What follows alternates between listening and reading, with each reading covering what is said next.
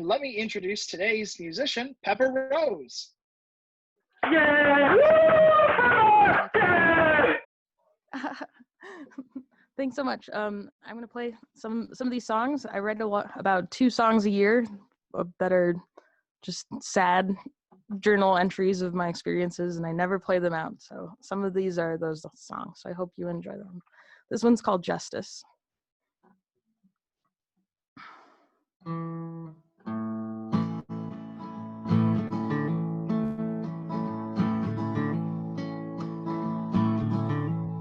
Is this all right? Is this a good mix? Okay. Hope and the casting down of swords, investing in a world, refuting all polarity you turn towards fear in the horror of a new year, under the shadow of a cold fire.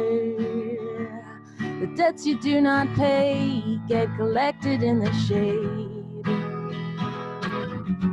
I swallowed my pride and tried to forget content, just to have a good time. I find there's no reason or a rhyme when justice is not blind, when she just closes her eyes and looks away.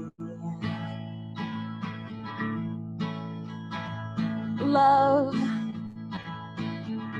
oh, the bitterness of true lust, all the monsters who protect us. To them, freedom's just a word, inflated and absurd.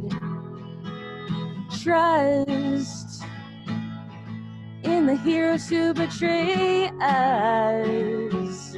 They fill the wounds they make with coal dust. The things I would confess if I saw you in the flesh. I swallowed my pride and tried to forget content, just to have a good time. I find there's no reason or a rhyme when justice is not blind, when she just closes her eyes and looks away. I feel the earth,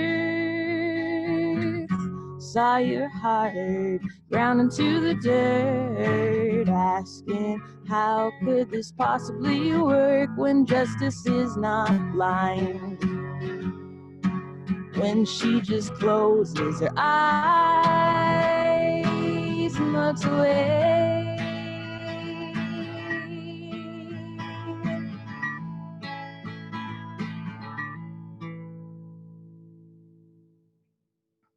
Thank you. Thanks. I can't see any of you, but I can feel you. Thanks so much for hearing me and holding this space. This next one is about what it's like to I date a lot of white people because I live in Utah. That's what's around. And everyone's great. I love humans. Every human is just a human to me, but sometimes it's really uncomfortable for my white partners to see what I go through, and it hurts for them.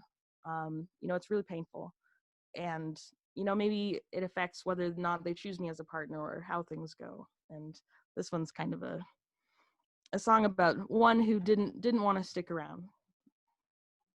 It's called "You Make the Shade."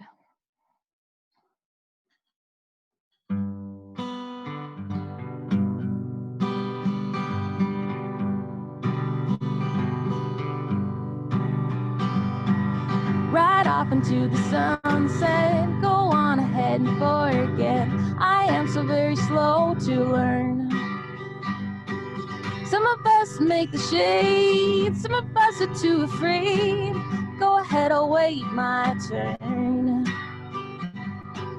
So I would sign a text divine, anything in his mind, man, he could pull it off. And I'm filling each time with resentment so fine, every bit of it comes back up all over the ride. It hurts so much. Each year I clear, don't take me far enough. They erase you like a thoroughbred. This mud can handle regret. I can see you want this bridge to burn. Some of us make the shade, some of us are getting paid. Who am I to dodge a lash I earn? Text divine, anything is mine, man, he could pull it off. And I'm feeling each time like a glass of sweet wine, running from the shame of a spoiled love.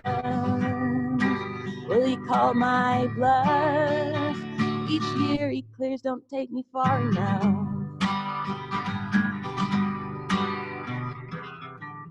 You make the shade, I'll make these days is lemonade. You're the price I paid to stand in the sun. When you're ashamed, ain't natural to turn away. I didn't measure up. Each year I clear, don't take me far enough.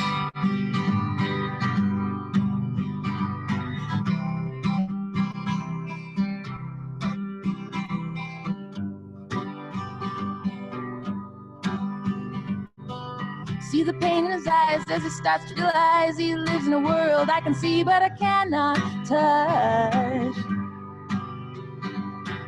And I'm filling each time with resentment so fine, every bit of it comes back up all over the ride.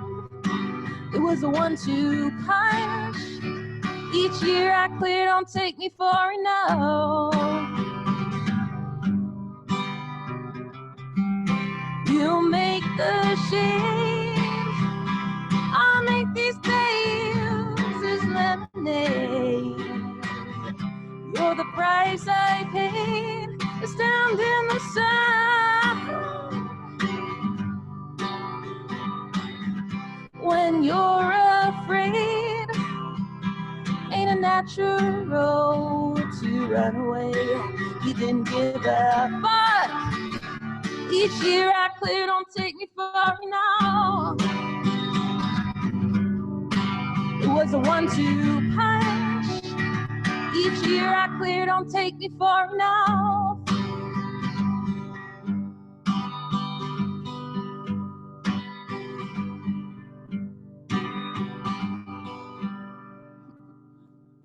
Thank you so much, guys. Thank you for so much.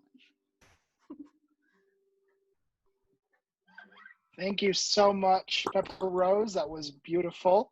We enjoyed those 2 songs. All right. I would like to introduce our speaker. He's gonna do a great job introducing himself and speaking on the topic, but I wanted to kind of let you all know how I met him and why I'm really excited to hear him today. So Jayrod Garrett is representing our Northern Wasatch Oasis group. He and I got interested on, well, we met at a leadership retreat for all of Oasis, and I had a very engaging discussion with him about Dungeons and Dragons. And on another time, Jayrod will have to tell you how he uses Dungeons and Dragons specifically with children to help teach them lessons and all of that stuff. But later on that evening, I remember having a very intimate conversation with him. And it's one of those where, you know, maybe you can think of a friend or someone in your life who maybe you've spent the entire night talking to, or you sat around the campfire until 3 a.m, sharing stories. Jayrod was just one of those people. He was very engaging to listen to. And I'm very excited that he has been able to give us his time today to speak to us on this important topic, especially with the current events that are going on. So without further ado, may I introduce Jayrod Garrett.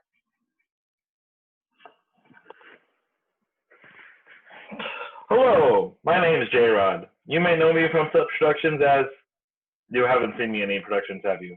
No. I'm looking at you, Kate. No, you have not seen me in anything. She's like, oh, you can see me. Like, yeah, I have y'all like graded on my screen so I can see people who have like video up, except Lisa F, who doesn't have video up. It's sad. It's so sad. So I like to break the ice with a little bit of humor. I'm especially with the topic that we're going to go about today. So, as Pepper shared her music with you, that music is driven by experiences that she's had in her life being Black. And I have a poetry collection that I am working on right now that I wanted to share with you. This collection is called Being Black in a White Space. Pretty much the best way of putting it is, honestly, the spectrum of what people think of as being Black is very small. So Black in America is typically considered thug, and thug equates to criminal, and criminal equates to not human.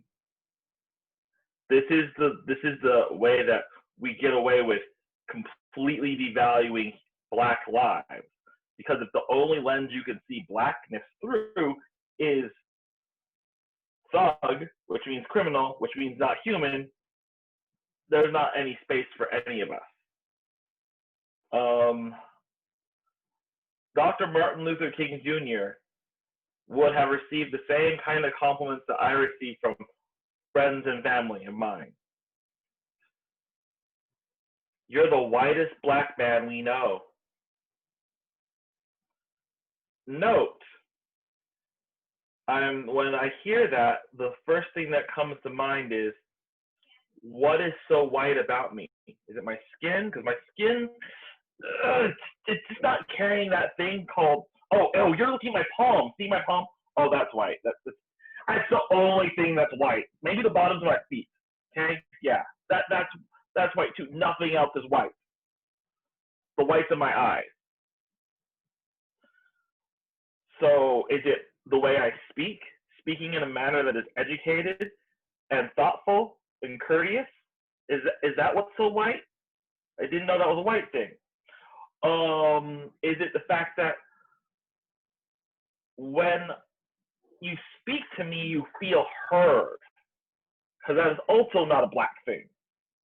That's not a white thing or a Black thing. It's just a thing. It's being human. What we're going to hear from me today is some of my poetry.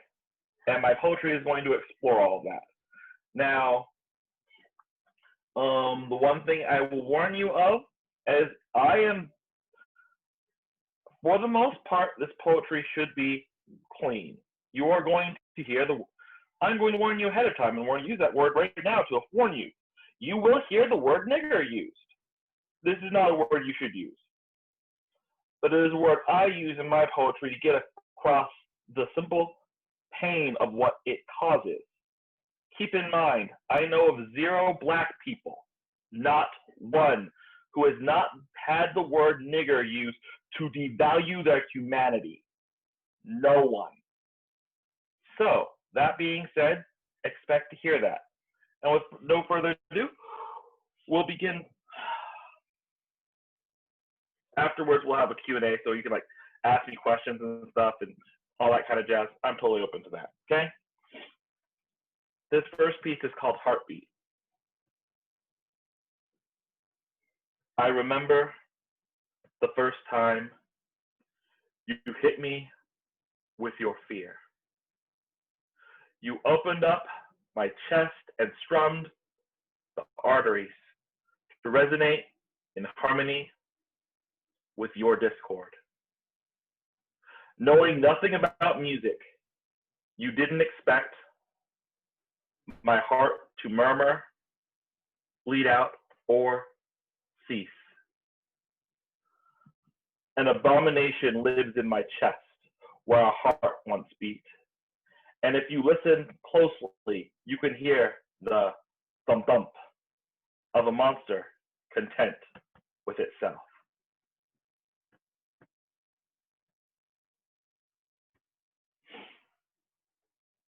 This next poem I'm going to share with you is called Reject. Reject is a true story. So keep that in mind as you listen.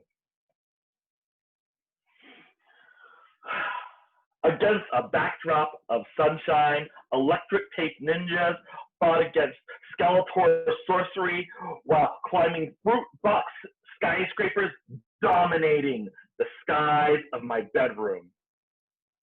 The tang of ketchup sandwiches, caviar to my tongue. Poverty never tasted so good. Each morning, I help younger children cross the street safely on our way to school. Once there, I sat in front of the classroom, first to answer every question. Working hard came naturally, making schoolwork a joy. Mom never took me to the zoo, but each winter we left bread out for the deer. We watched from our kitchen window where our bright eyes met theirs, and the deer kept lean on bread and grass. Often I asked if they wanted ketchup. She told me, deer don't like tomatoes. Each summer, I played Black Tarzan, twisting thin leafy vines together to swing through jungles. One day, I invited the boys down the road to play. They called me nigger and said I didn't belong in there. I stopped looking for playmates. Except when our bishop asked me to join Scouts. His face lit up, speaking of the memories, so I said yes. When I showed up, the Scoutmaster told me our meeting had been canceled over and over again. My face burst when the kids at church told me he didn't want me there, so he started Scouts 10 minutes later. At school, a boy saw my skin, an invitation for bruises. I cowered every single time until one day I struck back. They wrote violent, aggressive, angry on my permanent record. They told me kids like me eventually got kicked out of school. Soon I isolated, sitting on the edge of the playground, staring at the sun. It was beautiful until I couldn't see letters on the chalkboard anymore. My mom called some people, and a doctor put glasses on my face and said never to look at the sun again. My neighborhood, church, and school left me searching for people like me. And that was only my mom and in our home.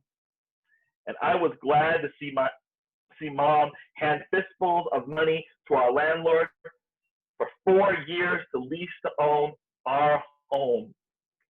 Until one day a white car with white men with white papers demanded we move or pay them the money our landlord stole from them and us for the last 3 years. So I packed my ninjas and ketchup sandwiches into my skyscrapers. And we moved to a new home with sunshine walls. When we moved in, I turned the lights out. I would not spend another moment in the light waiting for when it would tell me, you don't belong there. Do not belong here.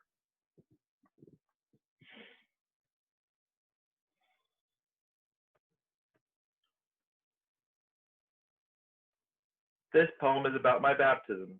Once upon a time, I was LDS. Enjoy. I remember the water, how it reflected the light, and I stood filled with faith that it would make me clean. I remember earlier the wind, the arms of God, wrapping around me that night, telling me how proud of me he was.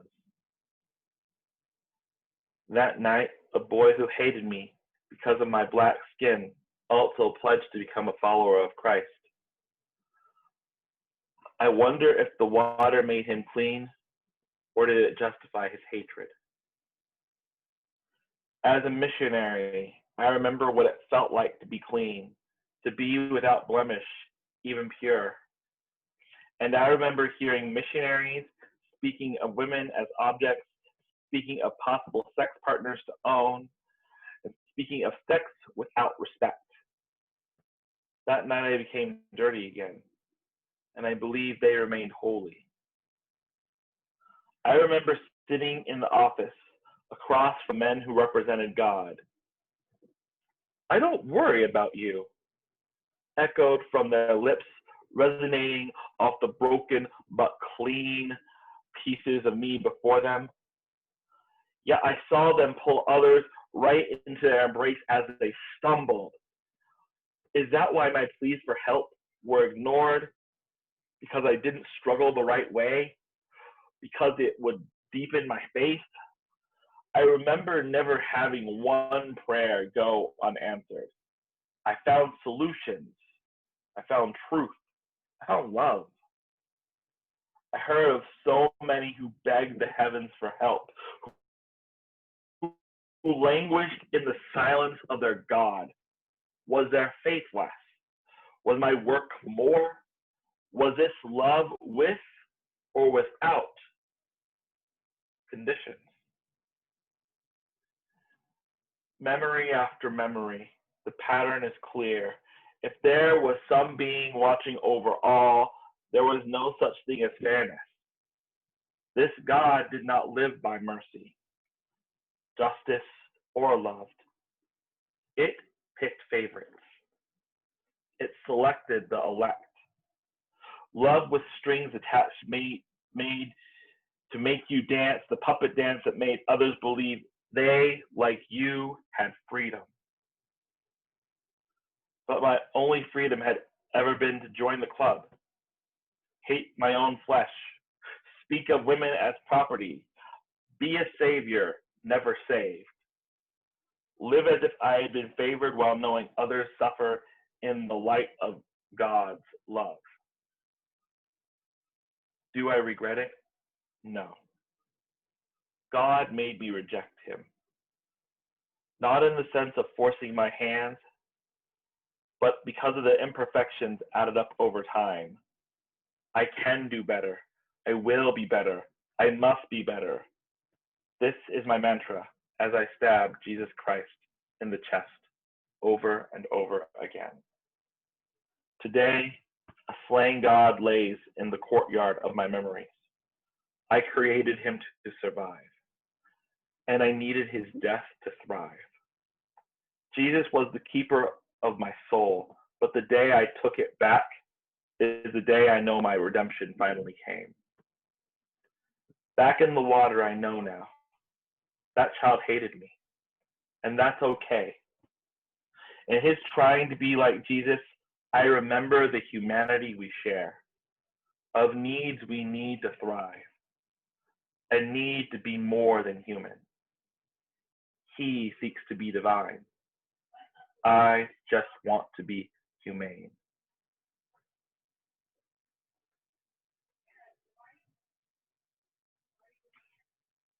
Thank you, Meg.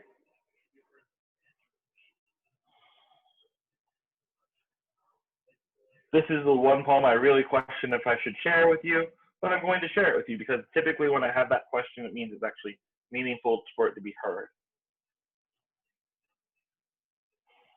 This is called How I Surrendered My Mother. This will also ring as a true story. Parts of it, some of it is symbolic. For the record, before I start into this, I'm going to tell you, my mother is still alive. There's your disclaimer, okay? As a child, I carried sticks like swords. I believed I was a knight, to serve and protect, armored only in my honor. But honor proved poor when children began to decorate my skin with lesions, bruises, and names. Nigger, gay, your mama is a jigaboo. This is the wrong version of this poem. That moment when you're like, I went prepped everything. Nope, this is the wrong version of it. I apologize.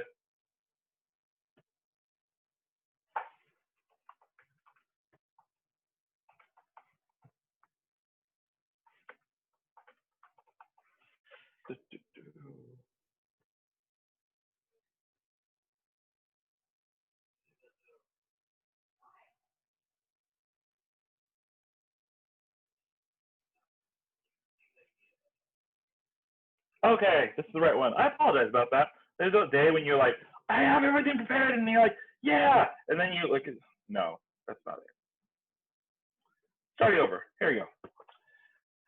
How I surrendered my mother. As a child, I carried sticks like swords. I believed I was a knight, to serve and protect, armored in only my honor. But honor proved poor when children began to decorate my skin with bruises and cuts, and though those hurt, nothing wounds like names.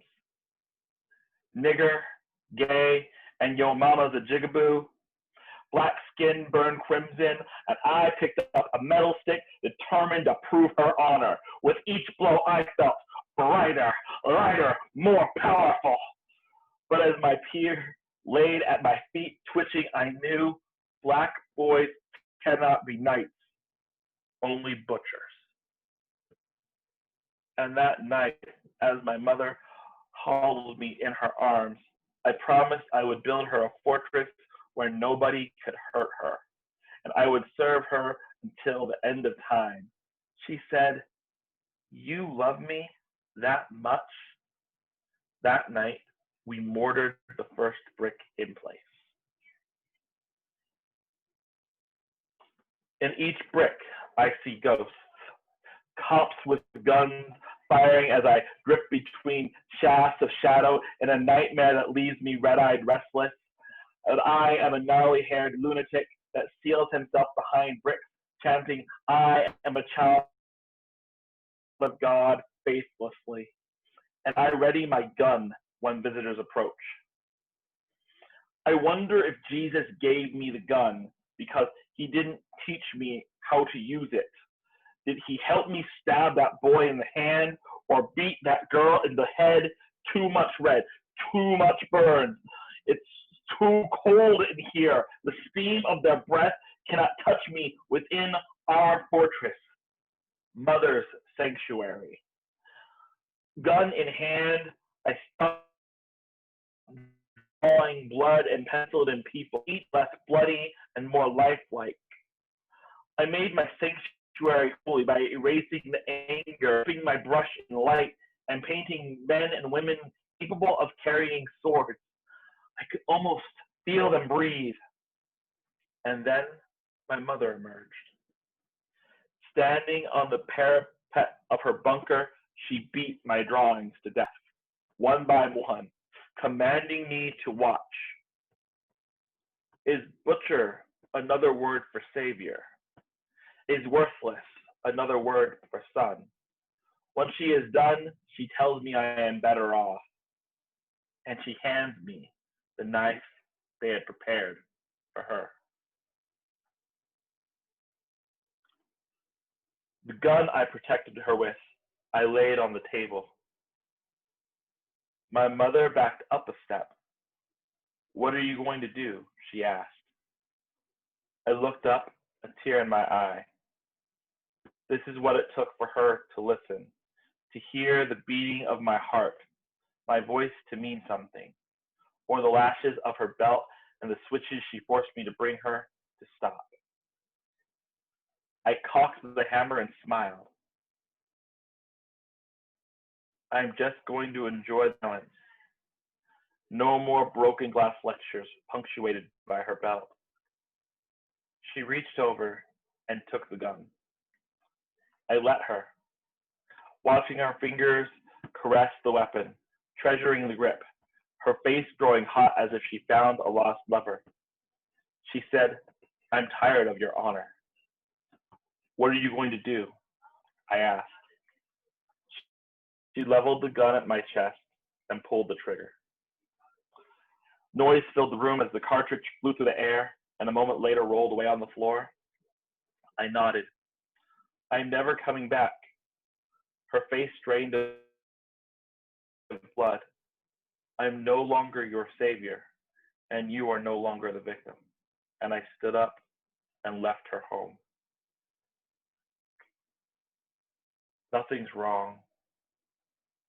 The sun rose just as it did yesterday. The sun imparted the sweet aroma of rain for us to enjoy, and in the distance I hear the crash of waves.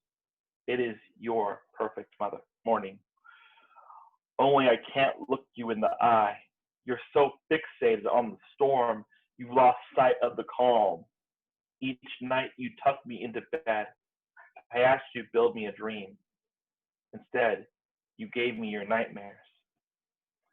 I believed you when you said nothing's wrong. Why? I was only a child. Children don't soothe their parents' ghosts. They attempt to imitate them. My laughter haunted you. As you silenced me, I laughed louder.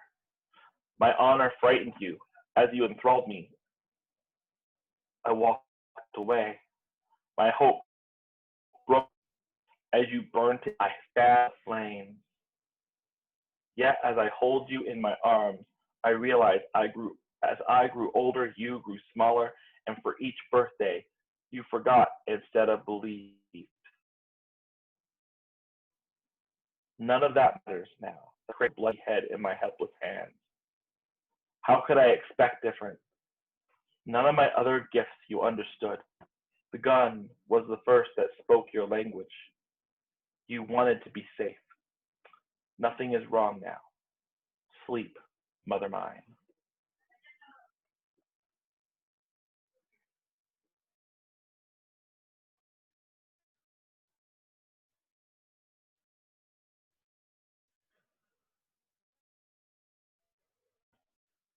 Poem is not about my life. Kind of, sort of. You'll understand as you listen. Words are fists, balled up to disfigure my face with their rage. I remember his face, the blonde hair, the cobalt eyes, and even how his hand ached to hurt of him ever being told he was wrong. Words are knives, thrown by my parents who say that they love me. One knife cuts crosswise with lies, while another slips in my back with truth. And I can't tell truth from lies. Just share a home. It never works. Words are guns, loaded and aimed because of my insolence. Because insolence of a voice, insolence of my own feelings, insolence of my own mind. This stream of lead kept me silent, obedient, worthy. Each crimson plume bursting what they thought once was an invincible mind. Refusing to tell my story, unable to believe in myself. Failing classes that these days makes no sense because failure is the only option left when bleeding out. And I did. You thought this story ended well? But why would it? What did you do with your word when you saw that child? You saw someone beating them down with words. You saw someone cut him down, apart in two with words. You saw someone pump enough lead into their body that the blood didn't squirt out, but oozed. Yes, this is my story. And that words always have meaning. Each annotation has meaning. And so often we think we cease to speak. When we cease to speak, that person who seems so strong her struggle, but struggles so much they will make it. They don't. Stop lying to yourself. Don't walk away thinking your silence saved that girl. Don't go to bed thinking your silence rescued that black boy. Don't go to church thinking your silence rescued LGBTQ AIP kids. You watched guns. They always were. My dead child writes. So they don't always have to be.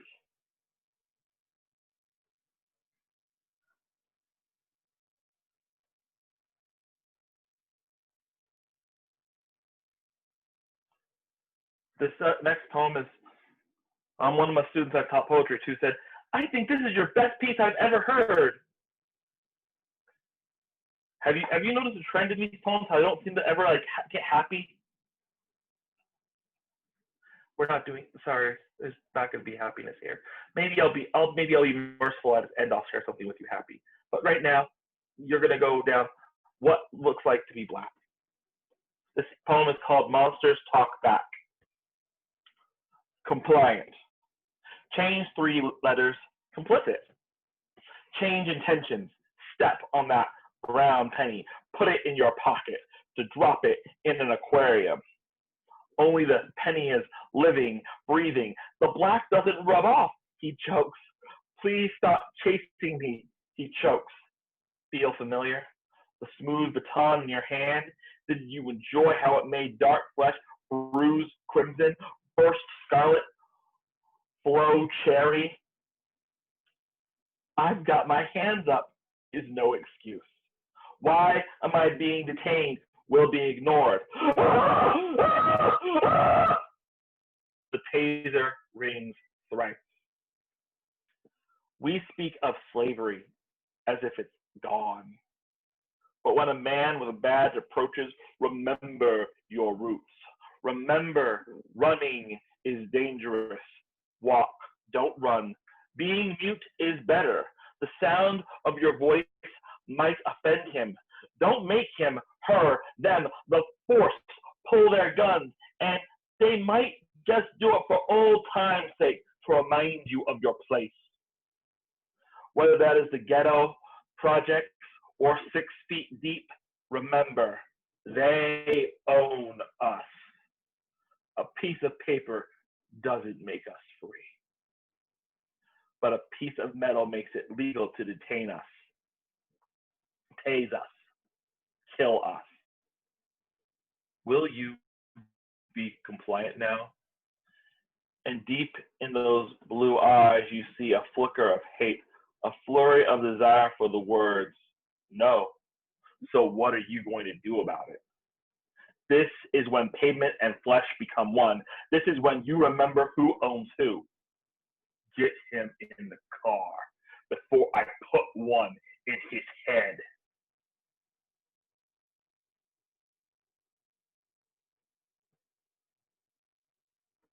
Now, that poem would have been really, really nice if we had a cop like that at the end of it, instead of the cop we had who put his knee on George Floyd's neck, because he could want to kill him, but he could have put him in the back of the squad car literally at any time. 4 people, 4 men were there to put him in the car, and it was more important to keep him on the ground pinned than actually do your job and put him in a car with a cage where at that point the cop is free of anything that happens to him. As if he harms himself in there, it's on him. But no, there is a need to prove who owned who.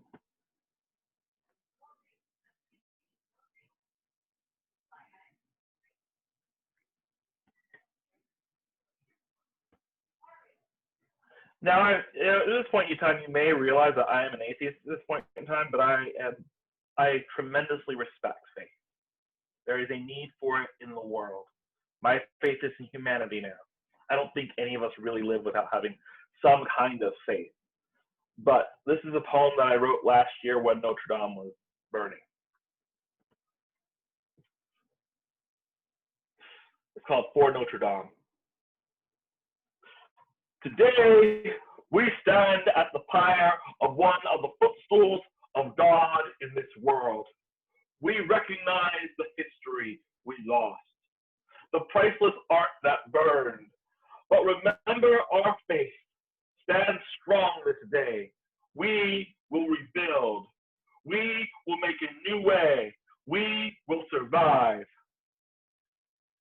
This wasn't said at Notre Dame. It was said each time a black church was firebombed and they rebuilt. There are no tears for the black churches that never lived long enough to become a Notre Dame.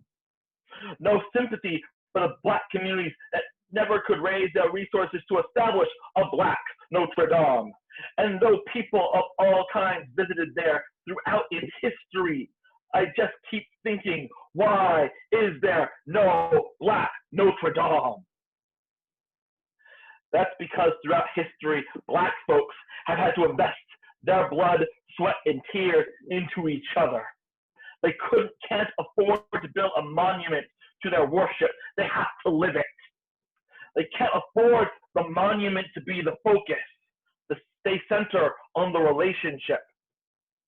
They can't afford the monument to remove their focus of black wealth being black health at home and abroad.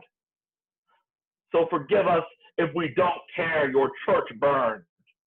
You didn't help rebuild ours.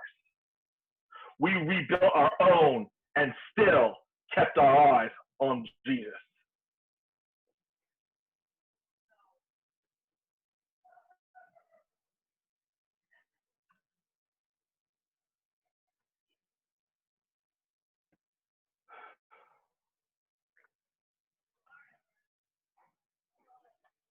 This one is about the beautiful country we live in, America.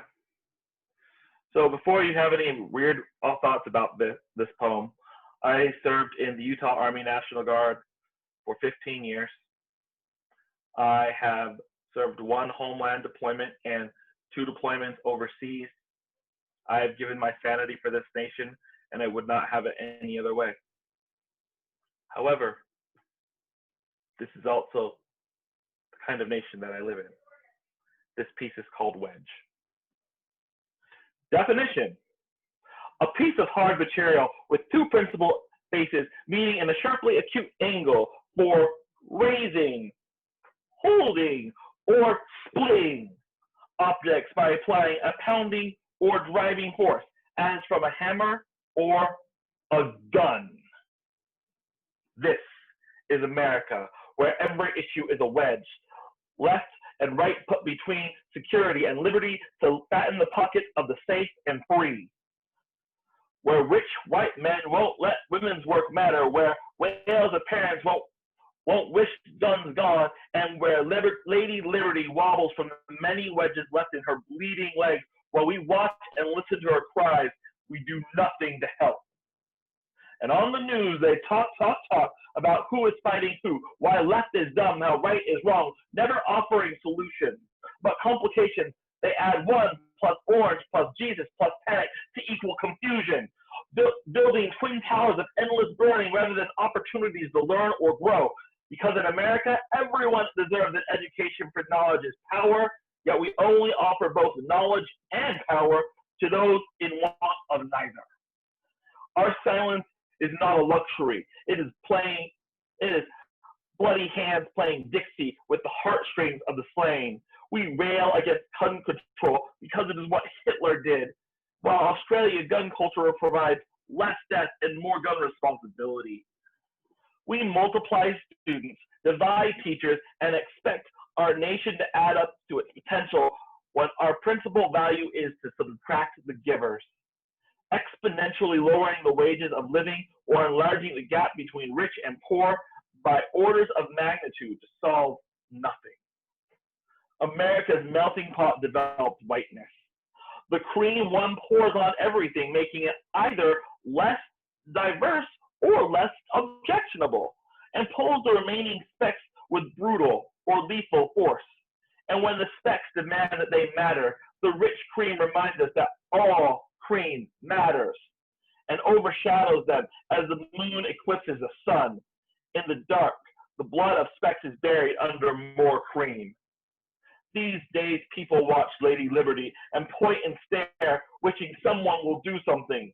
Something about education, racism, gun control, or justice. Each wedge being steps to us, finding the doors where we as a community come together, left and right, into perfect insignificance as we celebrate our humanity. But even as I read, I know for each time someone asserts their humanity, someone else will arrive to step on it. These are the days. The America, the freedom we hold dear. We talk about how anyone who would trade essential liberty for temporary security is deserving of neither. This distortion of our rights and our humanity derives the great debate of good versus evil among us. Democrats are evil. Republicans are evil. Racists are evil. Social justice warriors are evil. The gays are evil. The streets are evil. And each evil is another wedge in the legs of all of us. We think we watch Lady Liberty failing, but she is us. We are freedom. We are humanity. We are lost, failing. We have taken the axe to our own. We are Las Vegas, both the man in the hotel and the room and the innocent being shot below. And until we determine which one we really want to be, we will continue to live without hope of a future where all of us can breathe free.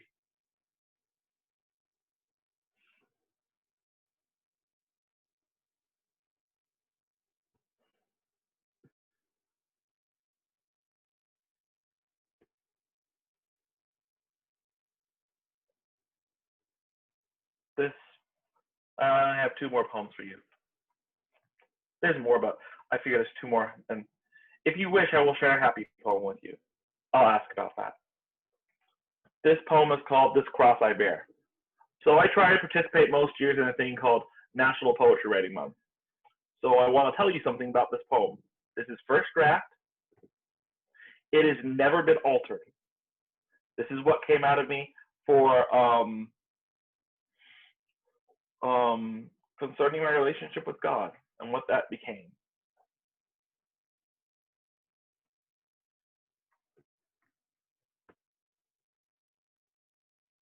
Because, you know, like this whole, I mentioned earlier that I'm a black atheist. In cultures of blackness, Jesus and God are kind of really big. So I'm kind of out of place there too, just as much as I was in the LDS faith.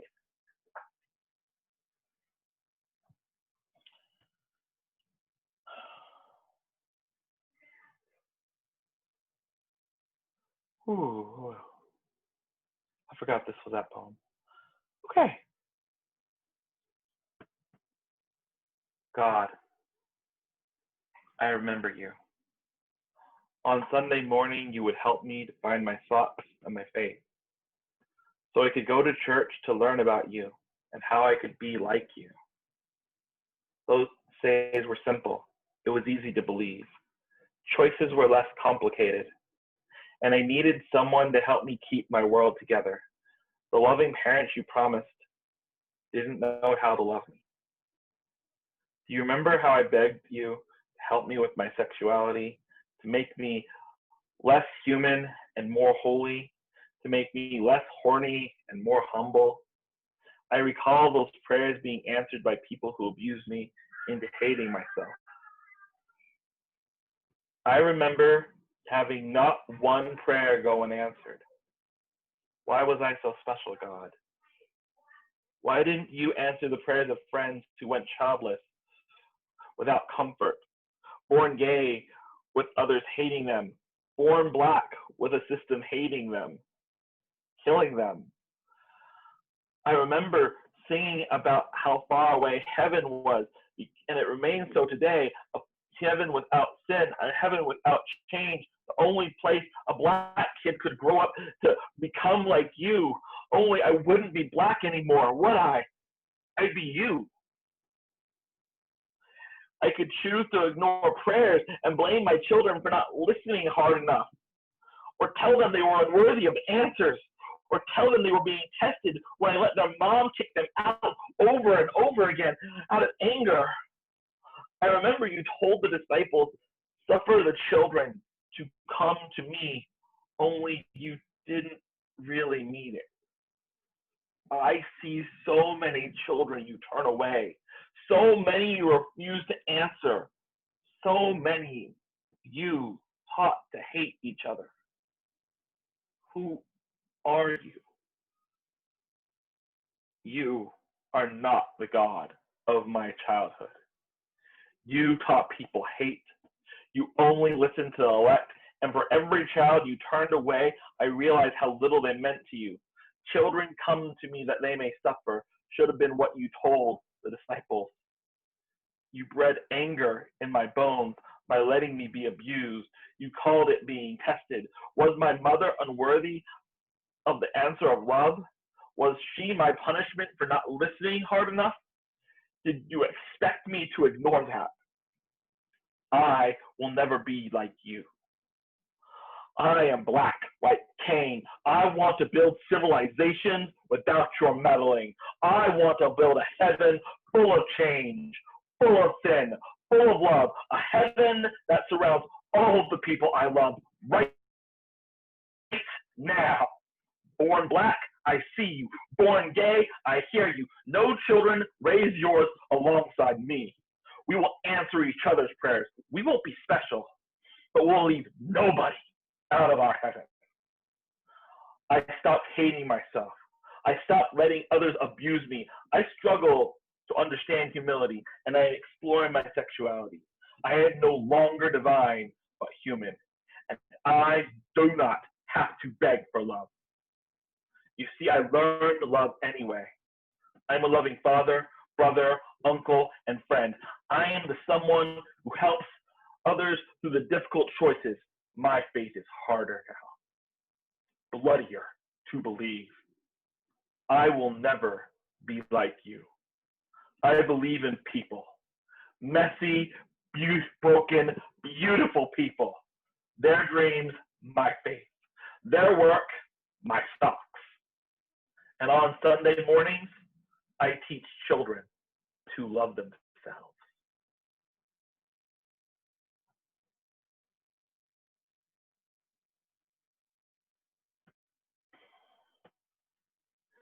This last poem I'm going to share with you, I wrote in response to the murder of not only George Floyd. I've been depressed a lot lately, folks. It's been hard. COVID's no joke. No joke at all. I'm an extrovert. I like being around people, and I've been at home a lot because I can't go out and hurt people. As you may have remembered me saying, my belief structure, what I believe in is people. And I cannot, especially now that I'm a pacifist, go out and choose to hurt people just by me being around them. So I suffer in silence, alone. Yes, I have my family. My 2 kids are in the other room, and currently I think they're playing some sort of game on either the PlayStation or Switch, most likely the PlayStation, but now they're really strangely quiet. They may have gone upstairs. Anyway, that's not something I can lay on their shoulders. And I talk to my wife, but like, she's doing much better than I am. So I just try to, yes, Terry, yes, it is. So I just try and make the best things I can. So when Ahmaud Arbery came to light, Breonna Taylor's murder came to light, and George Floyd came, I just barely had pulled out of some really bad depression, and I plunged immediately back in as I had to try and process all 3 deaths at once. This is my response to it. It is called humanity. Some things in the world are just worthless.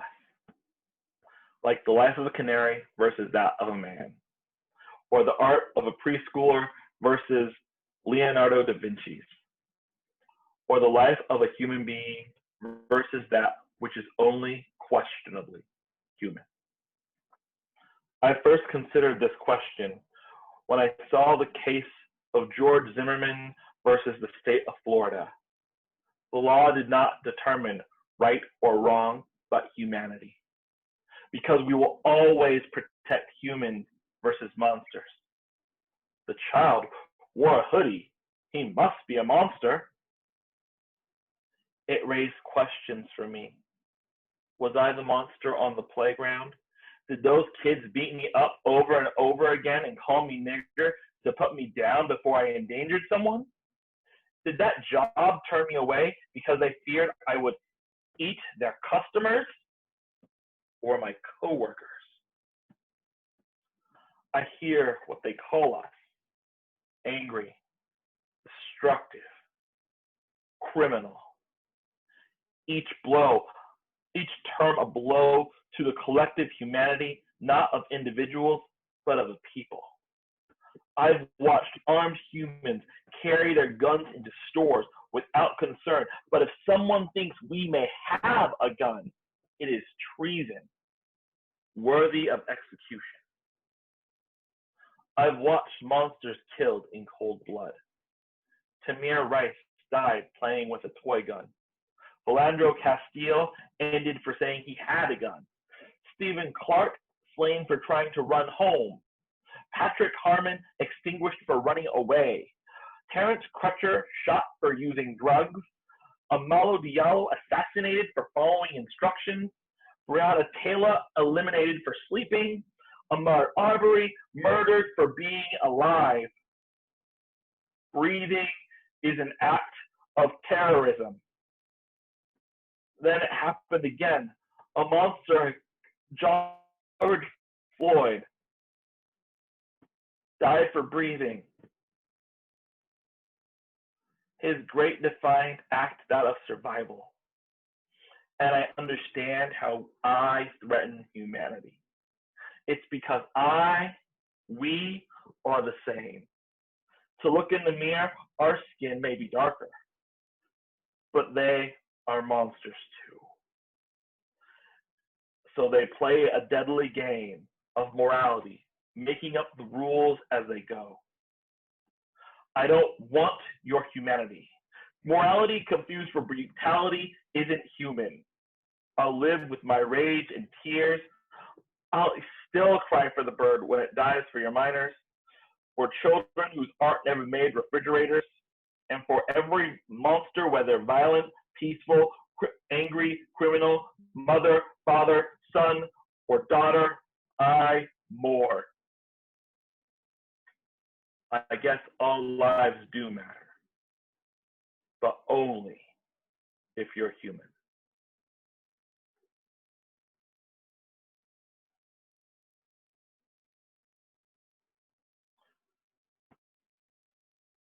Okay, so I lied. We're gonna have one more poem.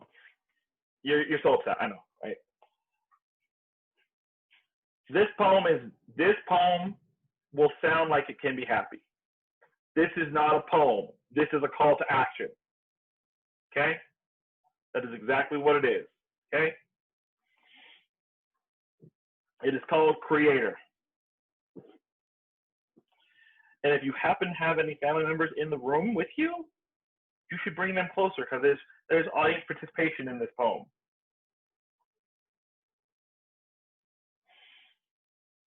Extra, extra, read all about it. Extra, extra, read all about them. Extra, extra, read all about us.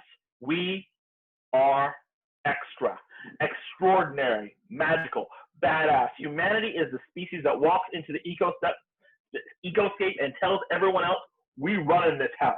And we are, except when we aren't. Because some days we replant entire forests and other days we drive to work. Driving which does all the work of replanting the forest. But have you ever thought about the marvel of combustible engines? That's magic, but it comes with a cost. It consumes materials that cannot be replaced. Fossil fuels, the environment, our oxygen. This kind of witchcraft doesn't just change our days, it changes the world. We are extra. Feet were never enough for us. We didn't just climb mountains. We made ways to soar above them. Hot air balloons, airplanes, spaceships. And when we couldn't fly there, we extended our sight to see planets beyond our reach, light years away, to even see black holes. But we don't walk anymore. We explore our imaginations in books like Game of Thrones or movies like The Avengers. We do this to ignore how our bodies suffer, the lack of vision of our minds, our dependence on God to make things better. We are extra. Read the golden rule. Treat others as you would want to be treated. This led us to crafting spells that make families together, enchantments that give us government, infrastructure, design of both bringing humanity together and tearing ourselves apart. Such is a rule when the root of white and black magic, dividing us while making us believe we are united.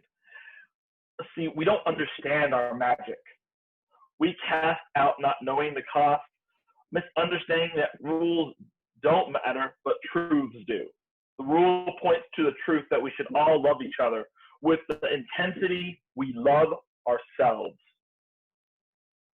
We are extra, but this is not enough.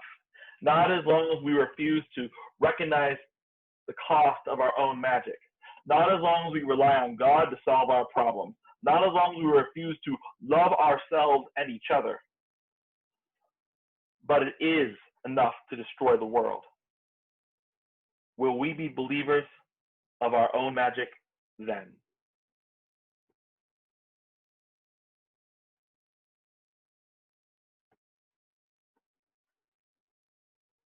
Questions?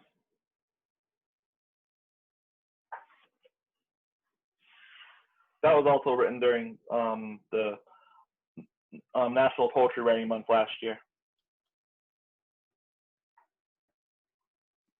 So, Jayrod, Did I eat up all of my time just doing poetry? Probably. Yes. No, it was very good poetry, but you have eaten the time. That being said, it's not like we're a broadcast company and we're eating into the next hour slot. So my only concern is that we don't cut you off and that we don't keep you for longer than you've wanted to be here. So if you do want to answer questions, I will not deny you that pleasure. I'm open to answering any questions that anyone has to ask. I've opened it up so anybody can unmute themselves at this point. Thanks, Celeste. Wish you well too.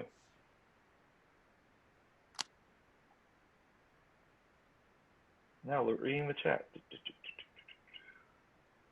Well, to get the conversation started, a primer, what got you into poetry, and who would you say of the poets was your, let's see, not contemporary, basically the one who inspired you to say, yes, I want to dedicate part of my life to poetry? When I was in high school, I was a student who really struggled in English.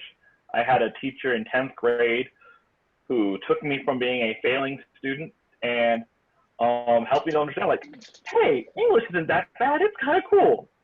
And I was like, yeah, I kind of like words. Words are awesome. And so I went from being in regular English to honors English, a move that if you're just barely getting your C feet with being good in English, you probably shouldn't do. Just saying.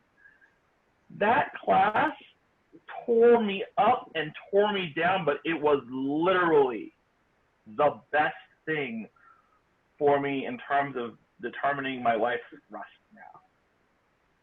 I think I got through it with like 2 Ds. Yeah, Ds. Ds get degrees? No, they get high school diplomas. That's what they get you. And there was a young lady in that classroom with me who believed in me for some reason. I don't know why, but I ended up writing my very first poem for her, a poem that I cannot find anymore. Also a poem that I gave to her and maybe held treasured somewhere, but likely not. It was high school, and that was like literally 21 years ago. I just dated myself.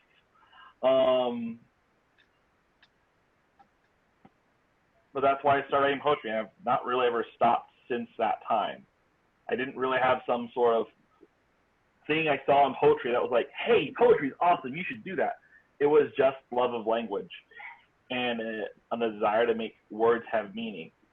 When I got into college, I studied every class in poetry that I could in college, even above my first love, that was writing fiction, simply because it was an easier means for me to be able to express myself and share myself with the world.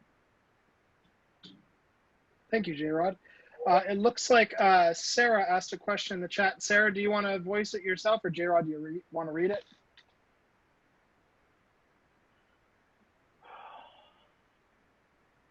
Okay. Are there ways we can continue to read, support, enjoy your poems? Yes. So, this presentation, it's not as polished as I would like. I'll tell that you that in a heartbeat.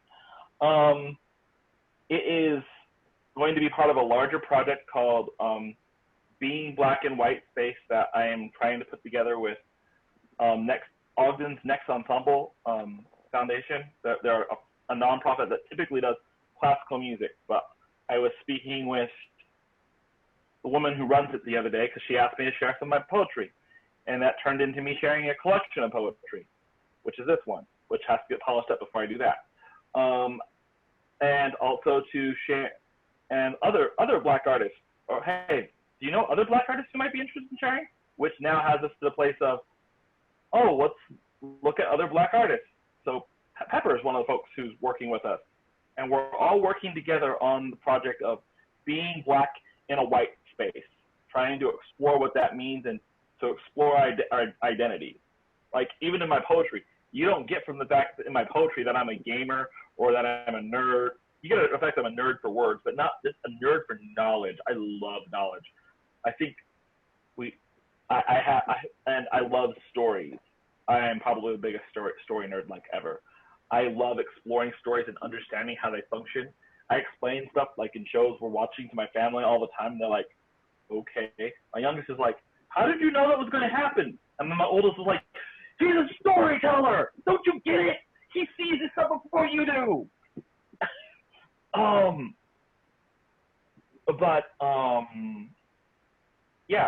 We're going to be doing that project. It's going to start on Juneteenth, and I will do you one step ahead of Dave and tell you Juneteenth is something I did not learn about until I was 30 years old, and I am Black.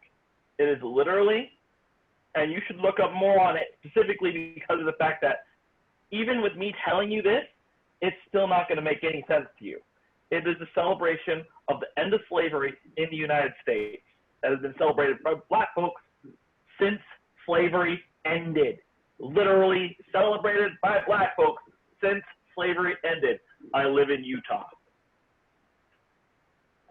The likelihood of me hearing about Juneteenth from the very beginning was almost non-existent.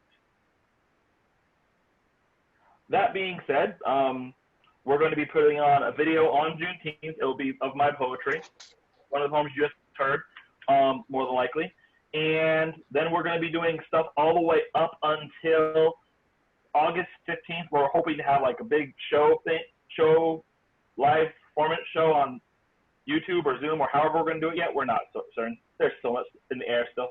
We're throwing this together as we go along, and every person who steps in is like, ooh, this is going to be awesome. It's like, yeah. So please feel free to watch. I'll make certain that David gets the links to it so he can share that with all of you. Awesome. I'll also probably be putting together chat books while we're doing that. I did not have a chance to put together a chapbook now. So I can't give you poetry yet, but in the next 3 months, that will be a reality. Okay, I think we have time for one more question. If there's someone who has a burning question that must be answered right now, speak now or forever hold your peace, or type it in the chat. I'll give you 10 seconds.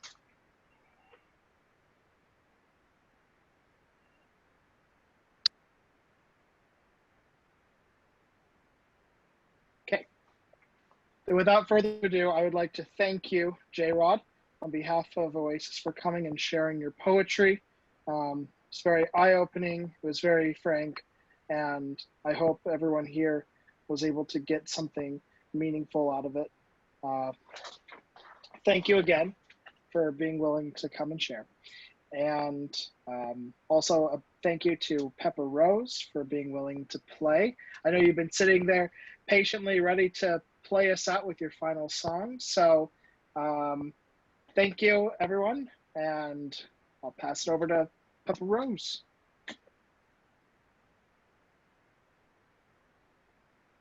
Oh, Pepper, I think you need to Pepper, unmute. you're still muted. Oh, there you go. Okay. There you go. All right. Thanks so much, guys.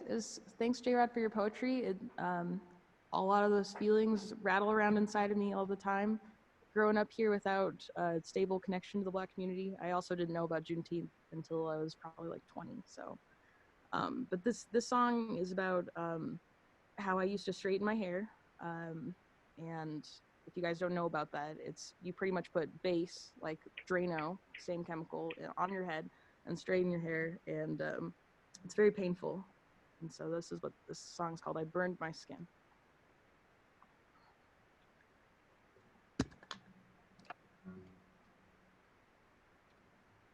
Oh, geez. Okay.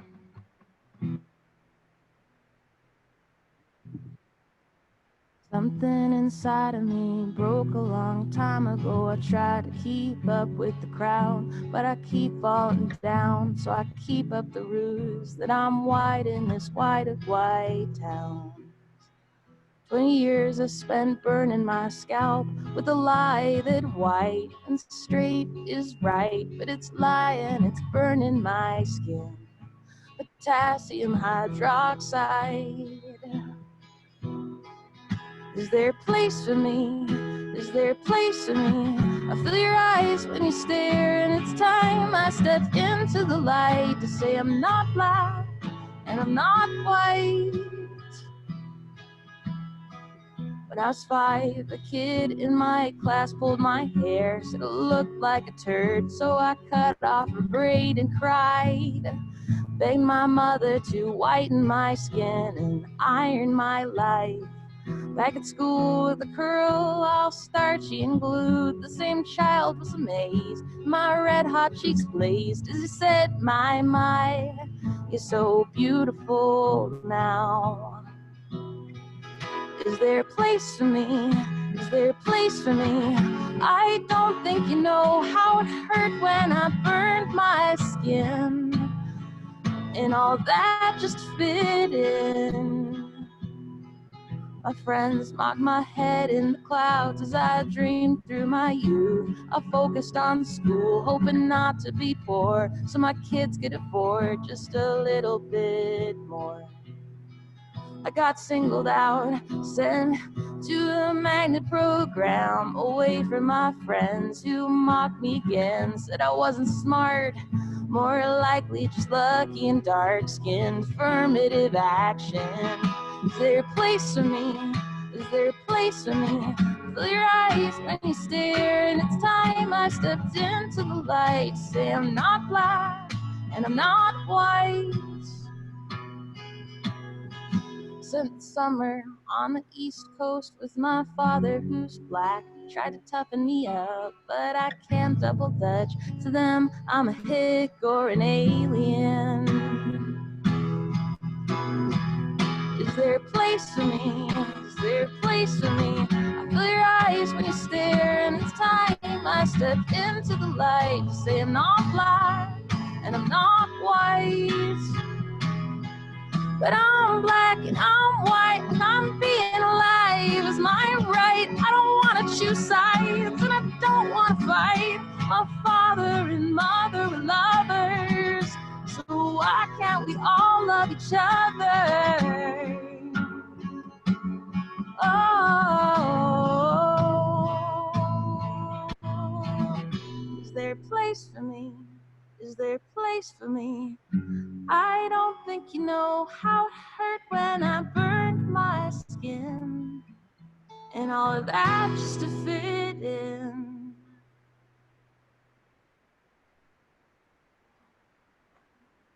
Thank you so much, guys.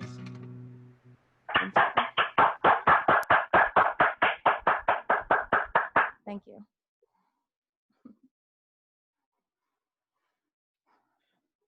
Yeah, it's about the thing about getting pulled over all the time for no reason is just so true.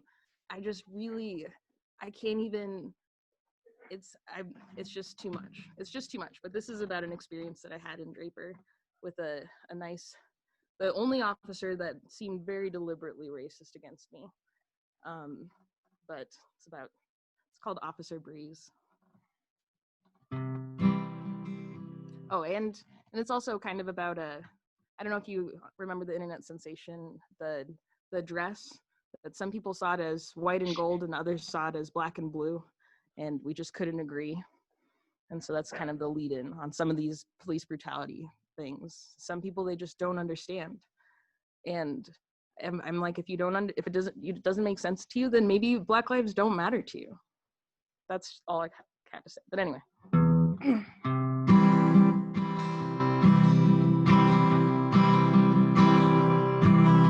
A dress in white and gold just ends up in black and blue. I guess Lady Luck can be abusive too. I live behind the shades, rose-colored hues. I've seen bad things, I got them victim blues. I'm offending every precedent with the poisons that I choose. Abandoning the mannequin with pins that pierce into my skin. Won't you design a disguise that could hold it all in?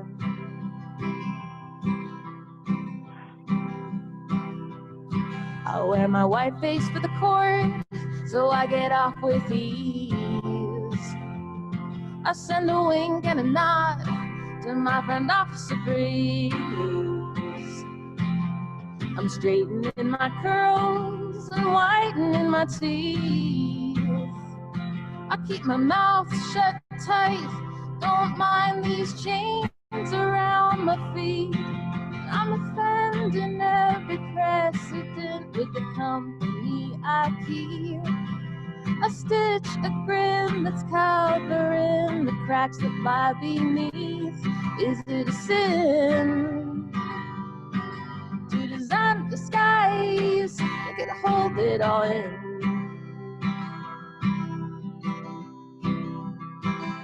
Well, I've got bad news. Pigs don't have wings. You gotta pick and choose between wants and needs. Wage your dreams and strangle your screams. As I tumble in and out again, a system of abuse. A friend in every accident while bleeding at the tooth.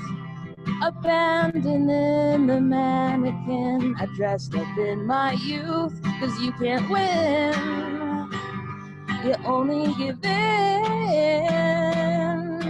Can you design a disguise? Design a disguise. Won't you design a disguise that could hold it all in? Hold it all in.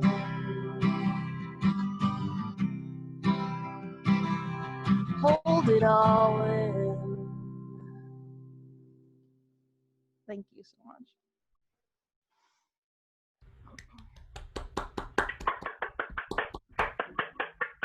Yeah, that song is about no longer being silent, because I used to myself really minimize a lot of my experiences in order to make people feel comfortable, because I'm a nice person and half of my family is white, and so I love everybody and I don't want them to be sad, and it is really uncomfortable for people. People don't want to be jerks. A lot of the officers who stop me for turning left onto a one-way street in the middle lane, or because my headlights been out for 5 minutes, they seem apologetic because they realize as it's happening that it's racism, and then they pull me over, they see me and realize that I wasn't what they thought, that I'm a graduate student who studies science and not some scruffy whatever. It's really surprising for them and they feel bad, but we have to speak up and we have to be more honest and with ourselves and take the opportunities that we have to say something, anything. Pepper Rose, thank you again. Jayrod, it was a wonderful meeting.